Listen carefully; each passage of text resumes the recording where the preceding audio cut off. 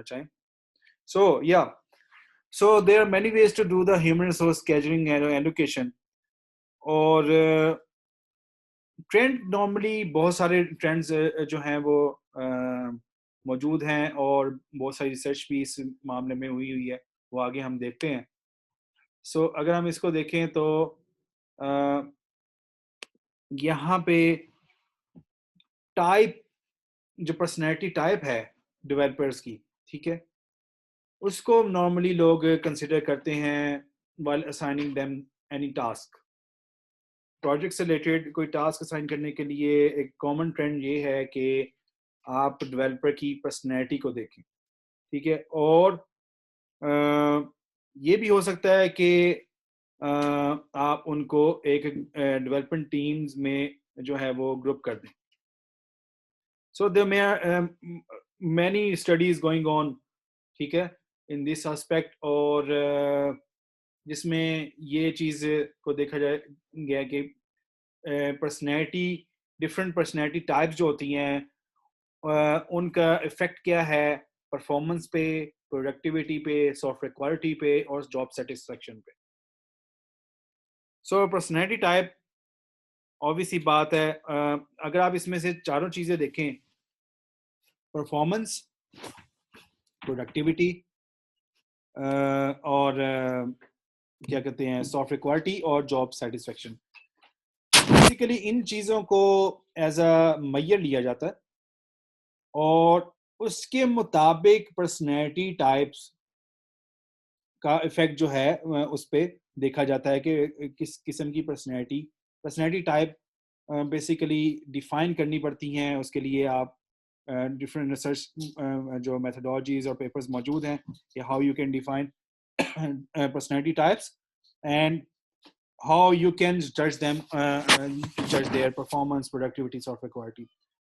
So हम इसकी कुछ अप्रोचेस देखते हैं ह्यूमन रिसोर्स एलोकेशन स्केजुलिंग की, बेसिकली इसी बारे से बहुत सारे मॉडल्स या टेक्निक्स जो हैं वो अडॉप्ट किए गए हैं इस सिलसिले में, और उसमें मैथमेटिकल मॉडलिंग या कंप्यूटेशनल इंटेलिजेंस है वो सरफहरिस्त है. मतलब they are the state of the art in this aspect, और normally they are adopted because people think that they are good on quantitative analysis, and you can transform your performance, productivity and personality measures into some, you can say, quantitative measures or into some data metrics, and then can do mathematical modeling and computational intelligence. Mathematical modelling computation intelligence की बात हो रही है यहाँ पे, तो basically आपको एक चीज बताता चलूं, ये दोनों areas mathematical modelling computation intelligence basically AI या मशीन लर्निंग के ज्यादा करीब है. तो आप ये कह सकते हैं कि आर्टिफिशियल इंटेलिजेंस को बहुत ज्यादा यूज किया गया है रिसेंट टाइम्स में, या बहुत अरसे से यूज किया जा रहा है इस पर्पज के लिए कि ह्यूमन रिसोर्स स्केड्यूलिंग या एलोकेशन कैसे की जाए. इसमें लोगों यहाँ पे एक बड़ी ज़बरदस्त ऑब्जर्वेशन दी गई है कि ऑपरेशनल रिसर्च जो है इसमें कम्प्लेक्स डिसीजन मेकिंग की जो है वो कैपेबिलिटी होती है, जो डिफरेंट साइंसेस में सक्सेसफुली अप्लाई भी की गई है, जैसे नेचुरल साइंस है, इंजीनियरिंग है और सोशल साइंस है. सो ऑपरेशनल रिसर्च को इस इन एरियाज में जो है वो अप्लाई किया गया है, और इसी तरह आपको ऑप्टिमल या नियर ऑप्टिमल सॉल्यूशंस जो हैं वो मिल जाते हैं. सो ह्यूमन रिसोर्स स्केड्यूलिंग जो है या एलोकेशन जो है वो भी एक अगर उसे आप ऑपरेशनल रिसर्च प्रॉब्लम समझें तो आपको जो है आप फोकस कर सकते हैं मैथमेटिकल मॉडलिंग या कंप्यूटेशन इंटेलिजेंस मेथड्स में. So that's what the observation is. So mathematical model जो हैं they make use of mathematical notations, concepts, जैसे कि आपको अपनी तमाम जो पैरामीटर्स आप जो ले रहे हैं, जैसे कि प्रोडक्टिविटी है, आपकी परफॉर्मेंस है, आपकी पर्सनैलिटी है, उनको डिफाइन करना पड़ता है in the form of variables, in the form of operators, in the form of equations, functions, ठीक है। तो problem representation is a very major task in mathematical modelling. और फिर आप अटेम्प्ट करते हैं कि आप कुछ ऐसा मॉडल चूज करें जो आपकी जो प्रॉब्लम है उसको ऑप्टिमाइज करे। अच्छा, यहाँ पे एक बड़ी इंटरेस्टिंग चीज़ है कि ऑप्टिमाइजेशन के लिए मॉडल को यूज़ करना या प्रिडिक्शन के लिए यूज़ करना। सो यहाँ पे मैं थोड़ा सा एलेबोरेट करना चाहूँगा कि ऑप्टिमाइजेशन क्या होती है और प्रिडिक्शन क्या होती है। सो लेट्स से कि आपके पास एक सिनेरियो है। सिनेरियो ये है कि फ्लाइट टाइम और उसकी कॉस्ट, ठीक है। तो अगर आप में से किसी को बाहर जाने का या एयरप्लेन के थ्रू ट्रैवल करने का इत्तेफाक हुआ है, तो अगर आपने एक मुल्क से दूसरे मुल्क जाना है, मसलन यहाँ से यूएसए जाना है, जर्मनी जाना है, तो जहाज़ डायरेक्ट भी जाता है, लेकिन मोस्टली इट टेक स्टॉप्स या ट्रांजिशंस वो करता है, ठीक है। और मसलन वो दुबई में रुक गया, दुबई के बाद जर्मनी में रुक गया, जर्मनी के बाद यूएसए की किसी और सिटी में रुक गया। एनीवेज, सो पॉइंट इज कि आपको अगर मसलन टोटल फ्लाइट टाइम आपका 40 आवर्स है, तो 40 घंटे मिनिमम है कि आपको जी फ्लाइट टाइम आपको है। लेकिन अगर उसकी जो कॉस्ट है वो आपके बहुत ज़्यादा है। प्लस से मैं कहता हूँ $3000 आपके पूरे ट्रिप की कॉस्ट आती है। लेकिन आप चाहते हैं कि आप सस्ते में ट्रैवल करें, तो सस्ते में ट्रैवल करने का सलूशन ये है कि आप कोई ऐसे जो क्या कहते हैं, आपने जाना, आपकी बिगिनिंग पॉइंट और एंडिंग पॉइंट यानी कि ओरिजिन और डेस्टिनेशन वही होगा, लेकिन इन बिटवीन जो कनेक्शंस हैं फ्लाइट के, यानी कि जहाँ पे आपने स्टे करना है और दूसरे जहाज चेंज करना है, वो आपके प्रोलॉन्ग हो सकते हैं। सो प्रोलॉन्ग होने में क्या होता है कि आपके को जो फ्लाइट टाइम सॉरी है, जो वो टाइम ड्यूरेशन ऑफ जर्नी है वो बढ़ जाएगा, आपकी कॉस्ट लेकिन कम हो सकती है। फॉर एग्जांपल मैं कहूँ कि मैं सेम टिकट आपको मिल सकती है 3000 की बजाय $2000 में या $1500 में। सो 1500 में या $2000 में आपको टिकट मिल गई, लेकिन आपका फ्लाइट टाइम 40 घंटे की बजाय 60 आवर्स हो गया, 60 घंटे हो गया। क्यों? कि जहाँ पे आपने 3 घंटे स्टे करना था वहां पे आप 10 घंटे स्टे कर रहे हैं, ठीक है। और आपका हो सकता है एक मजीद कनेक्शन बीच में ऐड हो गया हो, जहाँ पे आप मजीद वो क्या आपको जहाज चेंज करने के लिए जो है ना वो इंतजार करना पड़े, एंड सो ऑन।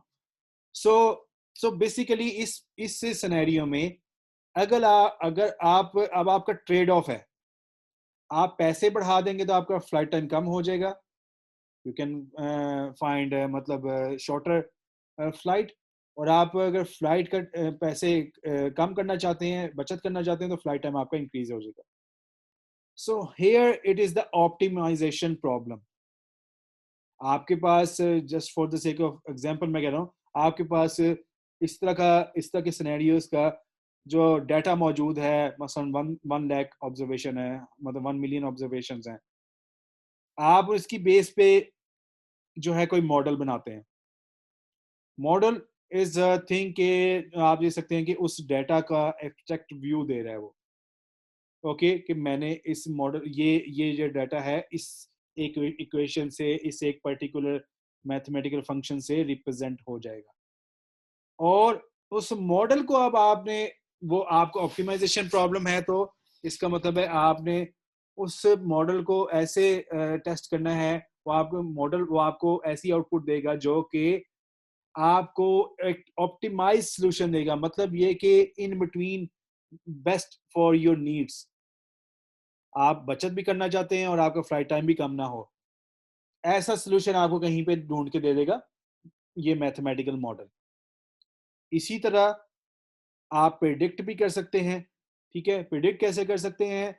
आपके पास अनसीन डाटा है, आप वो मॉडल लेके उसको अप्लाई करते हैं अनसीन डाटा पे, और in this way you will get the prediction. Got it? So models can be used for optimization problem or they can be used for prediction schemes as well. ठीक है? So किस किस्म के models यहाँ पे मौजूद हैं, जैसे कि लीनियर प्रोग्रामिंग है, ठीक है, जिसे which is normally optimization you can say a model, और स्टैटिस्टिकल मॉडलिंग है, क्यूइंग थ्योरी है, ये है नॉन आर्टिफिशियल इंटेलिजेंस, मतलब आर्टिफिशियल इंटेलिजेंस में इन्वॉल्व नहीं है, ये वो वाले मॉडलिंग मेथड्स हैं। लेकिन उसके अलावा कंप्यूटेशनल इंटेलिजेंस टेक्निक्स भी हैं जिसमें बहुत ज़्यादा जो टाइप के मॉडल्स मौजूद हैं। Actually I work in this area lot. So computational intelligence techniques, उसमें नेचर इंस्पायर्ड टेक्नोलॉजीज हैं, एल्गोरिदम्स हैं जो कि एम करती हैं to solve real world problems. ठीक है, वो प्रॉब्लम कोई भी हो सकता है, जैसे मैंने आपको फ्लाइट की एग्जांपल दी, आपकी ये रिसोर्स स्केजुलिंग भी हो सकती है इसमें। सो ये कंप्यूटेशन इंटेलिजेंस टेक्निक जो नेचर इंस्पायर्ड हैं बेसिकली, ठीक है, नेचर इंस्पायर्ड मेथडोलॉजीज हैं और एल्गोरिदम्स हैं, वो बेसिकली रियल वर्ल्ड प्रॉब्लम्स को सॉल्व करने के लिए इस्तेमाल होते हैं। इनका गोल क्या होता है? गोल इनका ये होता है कि आप इंडिविजुअल और कलेक्टिव बिहेवियर को आप शो कर सकें, ठीक है। बेसिकली आप ये देखने, मतलब इसमें की एक एग्जांपल अगर कहूँ तो पार्टिकल स्वार्म ऑप्टिमाइजेशन एक एल्गोरिथम है जो कि कंप्यूटेशन इंटेलिजेंस टेक्निक है। पीएसओ उसे कहते हैं, पीएसओ, पाकिस्तान स्टेट ऑयल नहीं, पार्टिकल स्वार्म ऑप्टिमाइजेशन। वो पार्टिकल स्वार्म ऑप्टिमाइजेशन टेक्निक जो है basically it is based on the fact that on the behaviour of a flock, ठीक है। बर्ड्स का एक फ्लॉक जो उड़ता है, जो कि आपने अक्सर देखा होगा, परिंदे एक गोल में उड़ रहे होते हैं और वो इधर से उधर, उधर से इधर मूव कर रहे होते हैं। अब वो ढूंढ क्या रहे होते हैं? अब suitable place to stay at night, जहां पे वो सेफ भी हो प्रेडेटर से, प्लस उनके पास जो है खाने की लिए भी वहां पे, यानी खाना भी मौजूद हो खाने के लिए जो वो खाते हैं। So that means that is an optimization problem. अब इसमें जो पॉइंट है वो ये है, बात दूर की चली जाएगी, लेकिन मैं जस्ट एग्जांपल के तौर पे ये कोट कर रहा हूँ कि अब बर्ड्स में वो जो स्वार्म होता है बर्ड्स का, फ्लॉक जो होता है, वो बेसिकली उनमें से हर बर्ड, हर परिंदा ऑब्जर्व कर रहा होता है ऑन ग्राउंड के क्या सिचुएशन है, कि जगह को ऑब्जर्व कर रहा होता है कि वहां पे खाना है और जगह जगह जो है वो सेफ है, और वो ये ऑब्जर्व भी कर रहा होता है और एट अ टाइम बाकी सारे परिंदों को कन्वे भी कर रहा होता है। तो जस्ट इमेजिन, अगर एक गोल में 500 परिंदे हैं तो सारे एट अ टाइम ये काम कर रहे हैं, एट अ टाइम अपने ऑब्जर्वेशन भी कर रहा है, मतलब अपना ड्यूटी भी कर रहा है, प्लस बाकी फ्लॉक को अपडेट भी कर रहा है।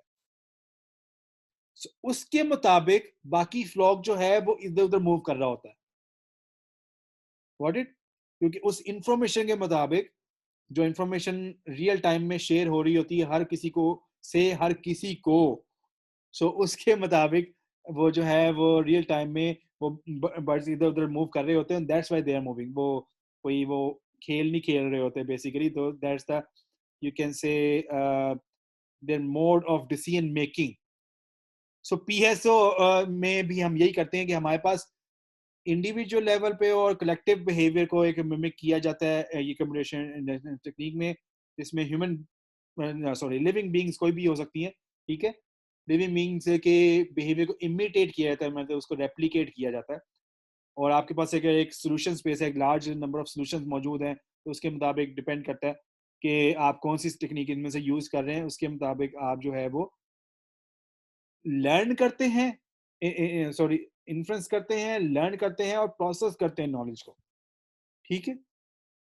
और इसमें एक और इम्पोर्टेंट चीज आ जाती है, इम्पोर्टेंट चीज ये हो जाती है कि आप लोग उस डिसीजन को जो इनिशियल स्टेज पे होता है, मसलन एक दफा डिसीजन हो गया तो हम वहां पे रुकते नहीं है, we keep on updating it through generation, हम उसकी जनरेशन जनरेट करते हैं.